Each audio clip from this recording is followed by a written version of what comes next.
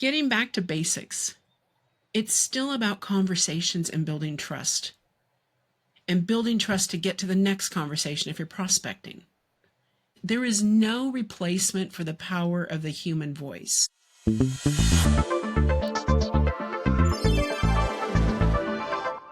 Hello, this is Paul Funk with the Exact Marketing Advice Podcast, and my guest today is Susan Finch of Susan Finch Solutions. Susan, welcome. Thank you, Paul. I've been looking forward to this visit. Thank you for inviting me. I feel the same way. Hey, when I go on your website, I see quite a statement there, front and center. Fearless, trusted, wait a minute, experienced, trusted, fearless. I goofed it up. I liked it so much. Experienced, trusted, fearless. Tell us more about that. Well, I put it in a very specific order because I have been doing this for a number of years. We won't get into the decades, but I have been doing this for quite a while and in so many different industries, which has been a lot of fun. What I found though is even over the years when clients go away and come back, they still come back because they know that I have their back. And they're constantly telling me and introducing me as somebody that they trust with all the keys to their entire digital empire. And that's a huge compliment. And I take that very seriously. The fearless part of it is I'm not limited by what's, on the site and I talk about the things I want to do. I don't talk about the things I don't like doing, but I'm always open to learning something new, to expanding a skill if it will help somebody get through a project, a scope, a marketing strategy, whatever it is.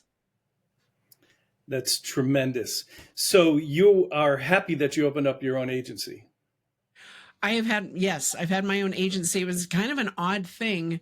I was considering it many years ago. I was 2 weeks from delivering my daughter, who was 24, and I was working for an agency that had the city of Anaheim as one of our largest clients. And Anaheim called us in for a meeting after working with them for 7 years and said, you know what, we're bringing this in-house, guys. We're done. Like right there. And our agency said, we're done then too. And the owner of the firm, Greg Smith, said, you know what, I'm going to make the introductions. You're going to take all the clients and run with this. And so that's how I started my own agency. Well, kudos to you. And obviously, trust there was also very important. Are there specific types of businesses or verticals or channels that you like to work with? I like working with small business owners that know they don't know everything and that are willing to trust a professional. And most of my trust comes from warm introductions. And they need to have some money behind them, at least enough to continue an effort rather than everything being an argument, a debate for every 10 minutes, every 15 minutes, every little charge. Like this isn't helping us. You need to have enough going that we can implement, even at a downscaled or upscaled, that we can scale it, but we need to be able to just go with it.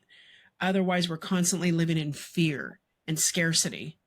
And we can't make any progress there. No, we can't. Are there certain types of businesses that you work with more than another? Oh, definitely. I work with SaaS companies. I've worked with healthcare. But right now, I have a lot of fun, joy, inspiration from a specific group of real estate agents, of brokers and owners, the members of the NRBA and some others that we have so much fun collaborating, and I love pushing them to grow and to have the confidence. Today, I had so much fun today. Today, I did a workshop with what I call my Happy Tuesday group. And so I have a group of women that they have signed up to be with me for a series of events. And today we worked on scripts, and we worked on writing video scripts and having them practice it. And we just kept going, and I would coach them through it. I would record it for them. Consider this and let's rework that. They were elated to where they said, you need to have a workshop just for this and charge people this much money. Okay. Wow. That is really cool. And not everybody says that they have fun or that it's easy to work with real estate type clients. Yes. Is the secret just you and your personality or the approach? A combination. I am definitely, I even own the domain andthen.com because that is 100% who I am. And then we can do this. My joy and confidence and hope for them is infectious, and they catch on and they want a part of it. I come, though, to them with a warm introduction from the organization itself, from the NRBA, because I've worked with them for many years. And so they trust me. So the members know they can trust me and they can ask each other about me. There's no doubt what I am or who I'm about, and I know them. So it isn't cold calling. It's truly a warm introduction into a community that has welcomed me with open arms. So, Susan, how do you go about finding new clients? Or was going after real estate kind of a brainstorm and a targeted approach that you wanted to get into? It fell in my lap because I'm good at it and I enjoy it. And my team says, oh, we can do a lot with this. When I want to go after new clients, I do look for that warm introduction most of the time. And I try, and I'll stalk people on social. Like, how do you engage? How do you talk? How is your company talking about itself, or are they? What's being said on your site? Does it match with what's being posted by your team? And I'll look for that consistency to know. And sometimes I cheat. I produce podcasts. And so some of our podcast guests that our hosts have, they're amazing. And once in a while, I don't want to overstep my boundaries. I ask permission first from the host, but I'll say, I would love to work with them on something. Is it okay if I reach out to them? Because I've heard them, I've heard their style, I've heard their story. It's like, that's the integrity I'm looking for. That's the type of person. So it's a very organic process for Yes. you. It's not automated. It's No. inspirational, aspirational. Yeah, terrific. How do you continue to add on new clients while you're maintaining a quality of service? Most of my projects ebb and flow. So there are definite waves. And some people will even say, when can you fit this type of project into your schedule? I say, well, can we start it in a month? Sure. We can do it in a month. And then I block the time, the resources, my team's time to know. Now, if a big opportunity comes up and we can't wait, then I bring on a couple of other team members that are periodic people that I have trusted and vetted. It's like, okay, we need to bring in these folks now that we've used before in this arena to help us make all the deadlines. Because I don't want to leave money on the table. Who does? Right. And I don't want to turn it down because the next time that person won't give me a referral, it's like, yeah, she's okay, but she never has the time for me. So it sounds like you find a way to say yes. Yes. Terrific. Good for you. How big of a, I'm sorry, I got a little tongue tied there. How big of a challenge is it holding on to clients in 2025 compared to 2019? No difference for me. 100% no difference, because I've always relied on constantly talking to them, reaching out, picking up the phone, inviting them to things, giving them things that I think might be helpful. I am prone, my clients, they'll laugh at me because I'm reading the Sunday paper, an actual paper that I like to read on Sundays. That's my guilty pleasure. And I will photograph an article and say, thinking about you. And it reopens conversation. Some people I haven't talked to in a couple of years, and all of a sudden we're talking again and we're brainstorming and we're thinking about things. That is so cool because everybody has that pre-pandemic feel or post-pandemic feel, or this is how we used to do it before the pandemic. You're way past all that. It's never affected me. So how would you put that into advice for other marketing firms? Getting back to basics. It's still about conversations and building trust. And building trust to get to the next conversation if you're prospecting. There is no replacement for the power of the human voice. And if you can't be in person, try and get the camera time. If you can't do that, get the phone time. But too much is lost via social media, via text, via you're just splattering crud out there hoping somebody sees it and grabs on. You need that personal touch.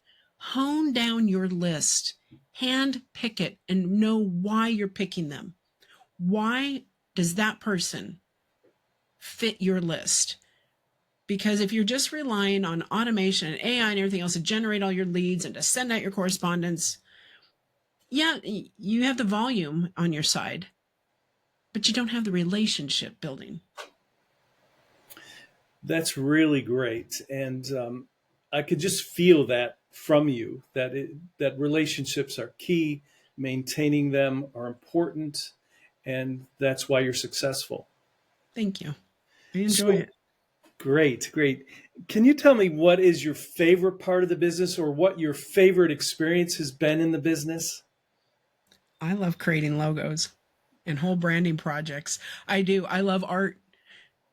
I used to have an art gallery years and years ago, and I love art and artists. And I've traveled the country looking at art and sold art and told stories about art and helped artists develop their skills to be storytellers, because that's what we're all buying. We're buying the story, we're buying the relationship. So I learned that before I started my own firm, the importance of building that, I don't know what you'd even call it, that curiosity, that intrigue of talking to an artist. And that it was proven time after time, any piece of art, fine art, bronze, paintings, anything that had a story. And I believed in that story, and my employees believed in that story. We sold it. I've heard it described like cooking, that you're taking this bunch of ingredients, or in comparison to art, a bunch of materials, and you're making something out of nothing. And or the sum of the parts are greater than the individual pieces. That's really fantastic. What else do you want to tell the listening audience about you and your agency today, Susan? That we are hands on. And sometimes to our own detriment, we will protect you. If you are about to make some mistake, if one more client says, I found these images for my site on Google, said, no, you didn't. And we're not doing that. And no. And no, I cannot remove the watermarks on your images. No, there are things. Or no, that service hurts your reputation. And no, you can't say that in response to a review. There are a lot of no's. And then and this is why. And I find that that's one of the key things, is also educating as to the whys, because most people are just given either a list of things to do, to pay for, you must do this. Nobody walks them through why. And how can you learn your own business, take care of your own business, or move forward for growth, for all of it, unless you know the reasoning behind the recommendations? Very well put. I like that quite a bit. How do people get in touch with you, or how does someone join you on one of your podcasts? Oh, see, I'm picky on that too. I liked you. I wanted to be with you. I thought I want to visit with him. And we still have to do our true episode. But for me, you can find me on LinkedIn. I'm Susan Finch. I look a lot like this. And then you can also find me at susanfinch.com. And well, I say that because my friend in New York City, Susan E. Finch, she's a voice coach. We've been friends for 24 years. Why? Because I kept getting her email, her mail, her trip itineraries, her correspondence, her social outreach, because I got SusanFinch.com before she did. And in all the social vanity things, we are always fighting each other who can get it first. So some of mine are Susan M. Finch, some of hers are Susan E. Finch. It just depends. So the other day, somebody kept trying to schedule with me on my calendar for installing hardwood floors. I'm like, no, I don't need hardwood floors. And I kept canceling. And it finally hit me. It's Susan E. Finch. So that's why I say I look like this. She's a blonde. Well, Susan, such a pleasure talking with you today and having you answer a list of questions and do it, I think, authentically. And we really appreciate that. This is Paul Funk with Susan Finch on the Exact Marketing Podcast. Thank you, Paul.